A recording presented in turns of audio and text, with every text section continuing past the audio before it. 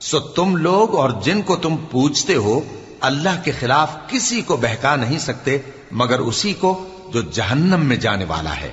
और फरिश्ते कहते हैं कि हम में से हर एक का एक मकाम मुकर्रर है और हम सफ बांधे रहते हैं और हम तस्बीह करते रहते हैं। और ये लोग कहा करते थे कि अगर हमारे पास अगलों की कोई नसीहत की किताब होती तो हम अल्लाह के चुने हुए बंदे होते। फिर उससे कुफ्र करते रहे, सो अनकरीब इनको इसका नतीजा मालूम हो जाएगा।